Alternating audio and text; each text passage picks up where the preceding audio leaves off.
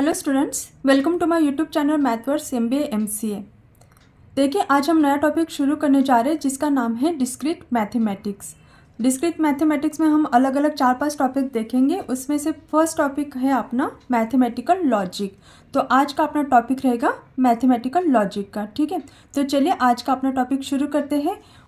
ये video start करने से पहले आप सबसे मेरी रिक्वेस्ट है, प्लीज़ मेरे चैनल को सब्सक्राइब और लाइक ज़रूर कीजिए और ज़्यादा से ज़्यादा शेयर भी कीजिए। तो चलिए आज का अपना टॉपिक शुरू करते हैं। देखिए, सबसे पहले हमें पता होना ज़रूरी है कि प्रोपोजिशन क्या होता है। ठीक है, तो देखिए, प्रोपोजिशन यानी जिसको हम क्या बोलते हैं, स्टेटमेंट बोलते हैं। A declarative sentence which is either true और false but not both at the same time is called the proposition और स्टेटमेंट। ठीक है, तो देखिए इस तरीके का स्टेटमेंट यहाँ पे होना चाहिए। वो क्या होगा, आइदर ट्रू होगा या फिर फॉल्स होगा। ठीक है, कौन से टाइप का वो सेंटेंस चाहिए, डिक्लेरेटिव टाइप का, यानी कि ट्रू या फॉल्स में उसका आंसर अपने को मिलना चाहिए। ठीक है, तो इस टाइप का जो डिक्लेरेटिव सेंटेंस रहेगा उसको हम बोलते हैं proposition. It is denoted by PQR। इस तरीके से अल्फ़ाबेट से हम प्रोपोजिशन को रिप्रेजेंट करते हैं। ठीक है, तो देखिए यहाँ पे सिंपल एग्जांपल मैंने दिए हैं। फर्स्ट एग्जांपल देखिए, 1 इज़ फर्स्ट नेचुरल नंबर। अभी यहाँ पे हमें देखना है कि ये क्या है, ट्रू है या फॉल्स है। ये सेंटेंस क्या है, ट्रू है, राइट। अभी देखिए second example, Mumbai is capital of Maharashtra. True है कि फॉल्स है, ट्रू सेंटेंस है, राइट। तो ये क्या हो गया, अपना प्रीपोजिशन हो गया। नेक्स्ट देखिए, Sachin Tendulkar is table tennis player. कौन सा ये सेंटेंस, फॉल्स स्टेटमेंट है, राइट। यानी कि ये कौन सा हो गया, प्रोपोजिशन, फॉल्स प्रोपोजिशन हो गया, राइट। नेक्स्ट देखिए, perhaps I will be president of India. अभी देखिए हमने यहाँ पे जस्ट बोला कि वो जो सेंटेंस रहेगा वो क्या होना चाहिए, आइदर ट्रू होना चाहिए या फिर फॉल्स होना चाहिए, बराबर। अभी ये वाला जो सेंटेंस है, perhaps I will be president of India, ये क्या है, डिक्लेरेटिव सेंटेंस नहीं है, तो हम इसको क्या बोलेंगे, ये प्रोपोजिशन नहीं है, राइट। तो इस तरीके से हम यहाँ पे प्रोपोजिशन के एग्जांपल्स दे सकते हैं। अभी देखिए ये जो अपना टॉपिक है मैथमेटिकल लॉजिक, इसके अंडर हमें डिफरेंट लॉजिकल कनेक्टिव्स देखने हैं। तो लॉजिकल कनेक्टिव्स क्या क्या हो सकते हैं, तो यहाँ पे देखिए जो दो सेंटेंस को कनेक्ट करता है, राइट। देखिए यहाँ पे जो वर्ड टू वर्ड हम उसका मीनिंग ले सकते हैं, लॉजिकल कनेक्टिव्स जो 2 या 3 सेंटेंस को कनेक्ट कर रहा है, राइट। तो यहाँ पे देखिए कनेक्शन कौन कौन से वर्ड्स हो सकते हैं, वो एंड, और, but, while, not, if, then, ये कंडीशनल स्टेटमेंट है, right. If and only if. तो इस तरीके के जो वर्ड्स रहेंगे उसको हम क्या बोलते हैं, लॉजिकल कनेक्टिव्स बोलते हैं। तो यहाँ पे देखिए डेफिनेशन देखते हैं उसका, कनेक्टिव्स ऑफ 2 और more propositions are called as logical connectives. अभी मैंने जस्ट आपको बोला कि प्रोपोजिशन हम किसको बोलेंगे, ऐसा डिक्लेरेटिव सेंटेंस जिसका आंसर हमें ट्रू या फॉल्स में आएगा, राइट। तो ये देखिए ये क्या है, अलग अलग लॉजिकल कनेक्टिव्स है। अभी देखिए हम फर्स्ट लॉजिकल कनेक्टिव्स देखते हैं जिसका नाम है निगेशन। देखिए निगेशन को हम कैसे कैसे दिखाते हैं, ये देखिए इस तरीके का सिंबल रहता है, उसको हम निगेशन बोलते हैं, राइट। अभी देखिए, if P is a statement then negation of P is not P। Not क्या है, लॉजिकल कनेक्टिव्स है, राइट। अगर स्टेटमेंट का उसका निगेशन ले लेते तो वो क्या हो जाएगा, नॉट P, यानी कि निगेशन प्रोपोजिशन हो जाएगा। ठीक है, अभी देखिए नोटेशन कैसे रहेगा उसका, इस तरीके से उसका सिंबल निकालना है। और यहाँ पे देखिए इस तरीके से हम निकाल सकते हैं, या फिर P बार, P के ऊपर पे ऐसे लाइन खींचते हैं तो उसको क्या बोलते हैं, P बार। तो इस तरीके से देखिए अलग अलग 3 टाइप्स होते हैं, इस तरीके से हम यहाँ पे निगेशन दिखा सकते हैं। ठीक है, अभी देखिए उसका ट्रुथ टेबल कैसे निकालेंगे। अभी जस्ट मैंने आपको बोला कि जो प्रोपोजिशन रहेगा वो आइदर ट्रू रहेगा या फिर फॉल्स रहेगा, राइट। तो पॉसिबिलिटी 2 ही यहाँ पे, आइदर स्टेटमेंट आपका क्या रहेगा, ट्रू रहेगा या फिर फॉल्स रहेगा, राइट। अगर हम उस स्टेटमेंट का देखिए, ये क्या है, P के लिए वैल्यूज़ होगी। अभी हमें उसका निगेशन लेना है, तो ट्रू स्टेटमेंट का यहाँ पे क्या हो जाएगा, उसका ऑपोजिट लेते तो फॉल्स, और फॉल्स का क्या हो जाएगा, ट्रू हो जाएगा। ठीक है, तो इस तरीके से सिंपल सेंटेंस के लिए हमने ये बना लिया टेबल। अभी देखिए यहाँ पे सिंपल एग्जाम्पल दिया है, अगर हम एक प्रोपोजिशन ले लेते हैं P, टुडे इज़ हॉलीडे, तो उसका ऑपोजिट क्या होगा, today is not a holiday, right. जो भी प्रोपोजिशन रहेगा उसको आपको निगेशन करना है। यहाँ पे देखिए second sentence, mathematics is easy, तो यहाँ पे उसका निगेशन कैसे लिखेंगे हम, mathematics is not easy, right. तो ये हो गया सिंपल प्रोपोजिशन ऑफ, कौन सा प्रोपोजिशन है, निगेशन का। अभी यहाँ पे देखिए एक रिमार्क मैंने लिखा है, निगेशन ऑफ निगेशन पी, तो क्या हो जाएगा, आपका ओरिजिनल स्टेटमेंट यहाँ पे आ जाएगा, ठीक है। अभी देखिए सेकंड लॉजिकल कनेक्टिव्स हम देखते हैं जिसका नाम है कंजंक्शन। कंजंक्शन यानी कि जिसको हम बोलते हैं एंड, ठीक है। तो देखिए सबसे पहले उसका डेफिनेशन देखते हैं। If P and Q are two statements, then compound statement P and Q is called the conjunction of P and Q। अभी देखिए कंजंक्शन को हम किस तरीके से दिखाते हैं, ये देखिए इस तरीके का सिंबल रहेगा P कंजंक्शन Q, ठीक है। तो देखिए यहाँ पे दो स्टेटमेंट दिए हैं। यहाँ पे देखिए अगर दो स्टेटमेंट हो तो उनकी पॉसिबिलिटी क्या रह सकती है, आइदर दोनों स्टेटमेंट क्या हो सकते हैं, ट्रू हो सकते हैं, या फिर एक स्टेटमेंट ट्रू रहेगा दूसरा स्टेटमेंट फॉल्स रहेगा, या फिर पहला स्टेटमेंट फॉल्स रहेगा सेकंड स्टेटमेंट ट्रू रहेगा, या फिर फोर्थ पॉसिबिलिटी है कि दोनों स्टेटमेंट क्या रह सकते हैं, फॉल्स हो सकते हैं, राइट। तो इस तरीके से अगर दो सेंटेंस अपने पास है तो उनकी पॉसिबिलिटी अपने पास इस तरीके से 4 पॉसिबिलिटीज़ है, राइट। तो देखिए यहाँ पे हमें अभी कौन सा लॉजिकल कनेक्टिव्स देख रहे हैं, हम एंड का देख रहे हैं, राइट। तो देखिए जब हम इसका टेबल बनाते हैं, जब दोनों भी वैल्यूज़, राइट, अगर टी है तभी वो टी आएगा, अदरवाइज़ क्या, बाकी के जो भी आउटपुट रहेंगे वो क्या रहेंगे, यहाँ पे फॉल्स रहेंगे। आ गया समझ में। कंजंक्शन में अगर दोनों स्टेटमेंट ट्रू है तभी उसका आउटपुट क्या आएगा, ट्रू आएगा। अदरवाइज़ अगर दोनों में से एक भी स्टेटमेंट फॉल्स है या फिर दोनों स्टेटमेंट अगर फॉल्स है तो उसका आउटपुट क्या आएगा, यहाँ पे फॉल्स आएगा। तो ये बात आपको यहाँ पे ध्यान में रखना है, पी कंजंक्शन क्यू, ठीक है। अभी देखिए कंजंक्शन के यहाँ पे सिंपल एग्जांपल मैं आपको बता रही हूँ। देखिए फर्स्ट स्टेटमेंट अगर हम लेते हैं पी, इट इज़ रेनिंग, और सेकंड स्टेटमेंट अगर हम लेते हैं क्यू, देखिए वेदर इज़ कोल्ड। तो पी कंजंक्शन क्यू, इसको हम देखिए कैसे लिख सकते हैं, it is raining and weather is cold, right. Second example देखिए, पहला स्टेटमेंट क्या है, पी स्टेटमेंट देखिए क्या है, रेखा इज़ क्लेवर, और सेकंड प्रोपोजिशन क्यू स्टेटमेंट देखिए यहाँ पे क्या है, रेखा इज़ नॉट हार्ड वर्कर। तो अगर हम इसका कंजंक्शन लेते हैं तो कैसे लिख सकते हैं हम, देखिए रेखा इज़ क्लेवर एंड, कौन सा प्रोपोजिशन है ये, एंड का, ठीक है, and she is not hard worker.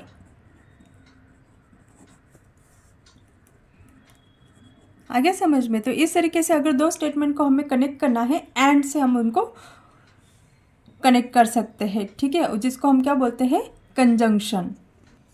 अभी नेक्स्ट देखिए जिसका नाम है डिसजंक्शन, जिसको हम क्या बोलते हैं, और, ठीक है। उसका डेफिनेशन देखिए, if P and Q are two statements then the compound statement P और Q is called disjunction of P and Q, ठीक है। देखिए इसका नोटेशन कैसे रहेगा, पी डिसजंक्शन क्यू, देखिए वी जैसा ये शेप रहेगा आपका जिसको हम रिप्रेजेंट करते हैं, राइट। इसको हम क्या बोलेंगे, पी डिसजंक्शन क्यू।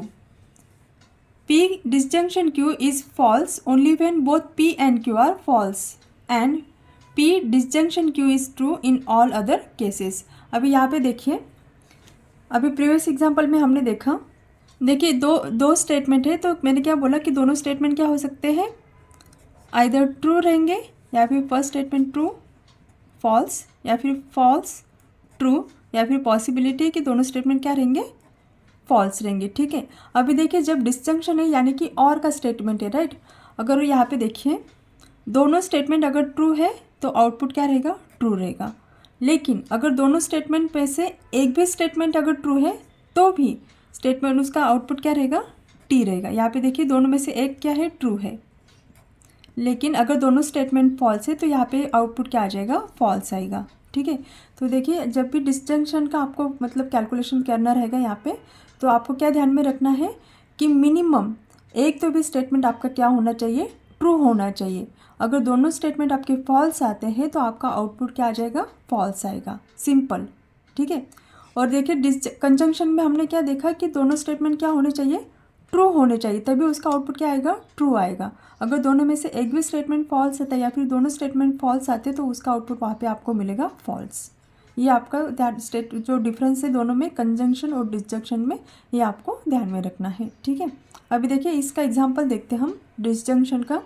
देखिए फर्स्ट स्टेटमेंट लिया मैंने P, team A will win, और देखिए सेकंड स्टेटमेंट लिया टीम बी विल विन। अभी देखिए यहाँ पे मैच है, तो यहाँ पे दोनों टीम है, team A and team B, तो यहाँ पे पॉसिबिलिटी दोनों स्टेटमेंट मतलब दोनों टीम जो है वो एट अ टाइम विन हो सकते हैं क्या, नहीं हो सकते, राइट। तो यहाँ पे हमें कौन सा लॉजिकल कनेक्टिव्स यूज़ करना पड़ेगा, और का, राइट। तो देखिए यहाँ पे मैं कैसे लिख सकती हूँ, P disjunction Q,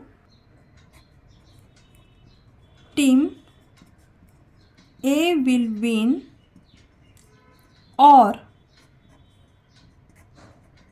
team B will win, right. दोनों टीम में से एक ही टीम यहाँ पे विन कर सकती है, राइट।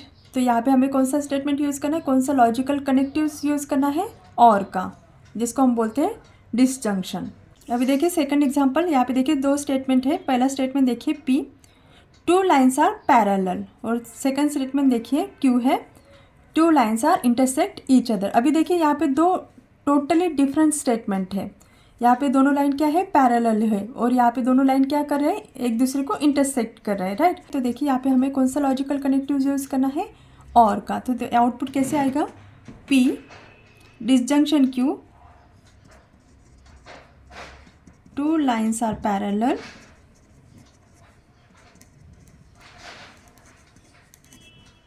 और two lines intersect each other, right. दोनों में से एक ही स्टेटमेंट यहाँ पे ट्रू रहेगा। अभी देखिए नेक्स्ट अपना लॉजिकल कनेक्टिव्स है जिसका नाम है कंडीशनल स्टेटमेंट, जिसको हम रिप्रेजेंट करते हैं इफ देन, राइट। तो देखिए डेफिनेशन उसका, if P and Q are two statements then the compound statement if P then Q is called the conditional statement. अभी देखिए उसका नोटेशन कैसे रहेगा, P इम्प्लाइज Q, ये जो एरो रहेगा इसको हम क्या बोलेंगे, इम्प्लाइज। तो नोटेशन कैसे रहेगा कंडीशनल स्टेटमेंट का, P इम्प्लाइज Q। तो यहाँ पे देखिए, यहाँ पे हमें ट्रुथ टेबल बनाना है, ठीक है। अभी देखिए यहाँ पे पॉसिबिलिटी में लिख लेती हूँ, true true true false false true, and bonus both statement क्या हो सकते हैं, फॉल्स हो सकते हैं, ठीक है। तो अभी देखिए यहाँ पे हमने क्या देखा, if P then Q is called the conditional statement, ठीक है। अभी देखिए ये एरो को मैंने क्या बोला, इम्प्लाइज, P इम्प्लाइज Q, या फिर इसको हम बोल सकते हैं इफ P देन Q, ठीक है।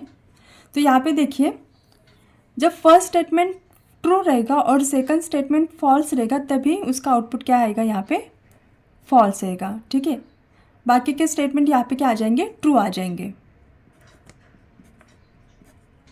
देखिए ध्यान से देखिए क्या बोला मैंने, इफ़ देन का जो लॉजिकल कनेक्टिव्स है उसमें अगर फर्स्ट स्टेटमेंट ट्रू है और सेकंड स्टेटमेंट फॉल्स है तभी उसका आउटपुट क्या आएगा, फॉल्स आएगा, और बाकी के जो केसेस रहेंगे वहाँ पे आउटपुट क्या आएगा, आपका ट्रू आएगा, ठीक है। अभी देखिए यहाँ पे मैंने आपको अंडरस्टैंडिंग के लिए कुछ रिमार्क लिख के रखा हुआ है। Equivalent forms of conditional statement P implies Q, या फिर हम बोलेंगे इसको इफ P देन Q। यहाँ पे देखिए फर्स्ट रिमार्क मैंने क्या लिखा है, if P then Q। Second देखिए इफ ओनली इफ Q। इस तरीके से सेंटेंस अगर आपको मिलते हैं वहाँ पे तो आपको कंडीशनल स्टेटमेंट वहाँ पे यूज़ करना है। अभी थर्ड देखिए, sufficient condition for Q is that P, that is P is sufficient for Q। Fourth देखिए, necessary condition for P is Q, that is Q is necessary for P। तो ये सारे स्टेटमेंट मतलब आगे आपको एग्जांपल में मैं एक्सप्लेन करने वाली हूँ कि किस तरीके से ये स्टेटमेंट हमें यूज़ करने हैं, ठीक है। अभी देखिए यहाँ पे सिंपल एग्जांपल है कंडीशनल स्टेटमेंट के। फर्स्ट एग्जांपल देखिए, इंडिया इलेक्ट्स बैटिंग फर्स्ट, और सेकंड स्टेटमेंट देखिए, India will win the match. अभी P इम्प्लाइज Q, इसको हम कैसे लिख सकते हैं कंडीशनल स्टेटमेंट में? If India elects batting first,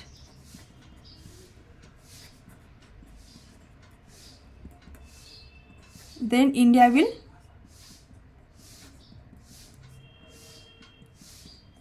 win the match, right.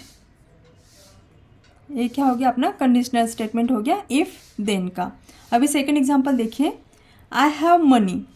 First statement क्या है अपना, आई हैव मनी, और सेकंड देखिए स्टेटमेंट क्या है, आई परचेस कार। तो इसको हम कैसे लिख सकते हैं? P implies Q, P implies Q, यानी कि if P then Q।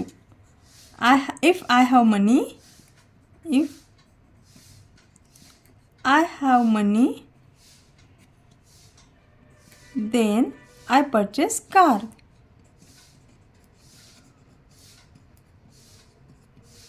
Right. जब मेरे पास पैसे रहेंगे तभी मैं क्या कर सकती हूँ, कार परचेस कर सकती हूँ, यानी कि कौन सा कंडीशन यहाँ पे इफ देन का कंडीशन है। अभी थर्ड एग्जांपल देखिए, फर्स्ट स्टेटमेंट देखिए, वी एंजॉय क्रिकेट, और सेकंड स्टेटमेंट देखिए, there is match between India and Pakistan. तो ये इस स्टेटमेंट में आप कैसे लिख सकते हैं हम? We enjoy cricket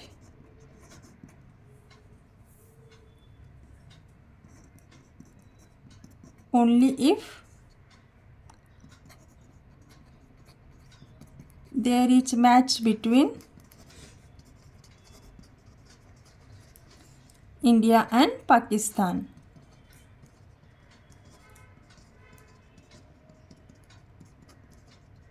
right. P implies Q statement क्या हो गया है? We enjoy cricket only if there is match between India and Pakistan. तो देखिए यहाँ पे इफ एंड देयर ऐसा स्टेटमेंट नहीं यूज़ किया है हमने, कौन सा वाला यूज़ किया? Only if there is match between India and Pakistan, right. तो यहाँ पे देखिए ये वाला जो स्टेटमेंट है ना, necessary condition for P is Q, that is Q is necessary for P, यानी कि जो सेकंड स्टेटमेंट रहेगा वो कंपलसरी रहेगा। तो वो कौन से स्टेटमेंट के लिए मतलब इंपॉर्टेंट हो जाएगा? स्टेटमेंट P के लिए। स्टूडेंट देखिए ये जो मैंने थर्ड एग्जांपल दिया है, यहाँ पे देखिए एक बार, P क्या स्टेटमेंट है? वी एंजॉय क्रिकेट, और सेकंड स्टेटमेंट देखिए इसमें क्या है? There is match between India and Pakistan. तो P इम्प्लाइज Q, ये स्टेटमेंट मैंने यहाँ पे कैसे लिखा देखिए, P implies Q, we enjoy cricket only if there is match between India and Pakistan, right। तो ये कौन सा स्टेटमेंट का, यहाँ पे देखिए ये जो मैंने लिखा था, necessary condition for P is Q, that is Q is necessary for P, ये वाला हमने ये रिमार्क यहाँ पे यूज़ किया हुआ है। आ गया समझ में? अभी देखिए नेक्स्ट अपना लॉजिकल कनेक्टिव कौन सा है? Biconditional statement.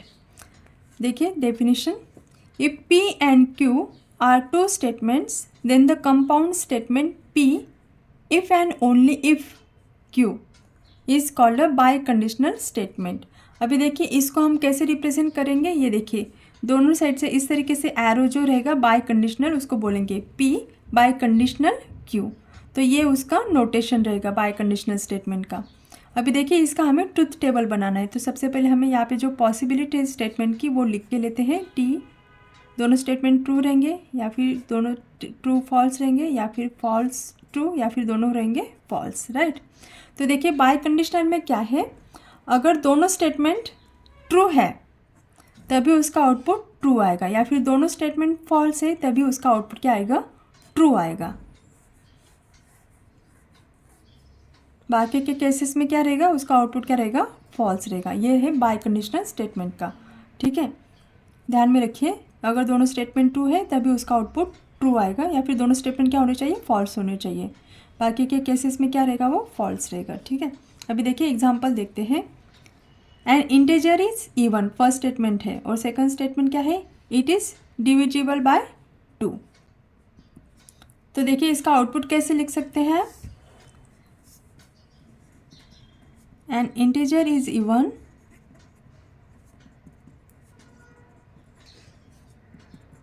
if and only if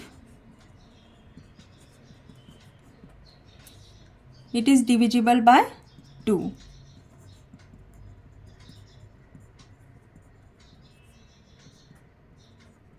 right, तो इस तरीके से हम बाय कंडीशनल स्टेटमेंट यहाँ पे यूज़ कर सकती हूँ। सेकंड एग्जांपल देखिए यहाँ पे, पहला स्टेटमेंट है P, 2 लाइन्स आर पैरेलल, और सेकंड स्टेटमेंट देखिए क्या है Q, they have same slopes. तो P biconditional Q statement में कैसे लिख सकती हूँ यहाँ पे, 2 lines are parallel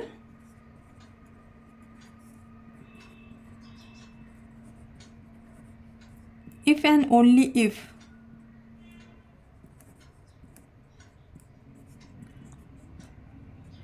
they have the same slope।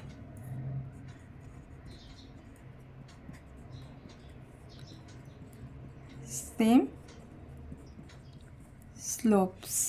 ठीक है, आ गया समझ में। तो देखिए इस तरीके से हमने क्या कौन कौन से लॉजिकल स्टेटमेंट देखे, एंड, और, then disjunction, conjunction, if, then, and अभी देखा हमने बाय कंडीशनल स्टेटमेंट। तो ये क्या है, अलग अलग अपने लॉजिकल कनेक्टिव्स है। अभी हमने क्या देखा, उनके टेबल देखे हमने, उनका नोटेशन देखा और उनके एग्जाम्पल्स देखे। ठीक है।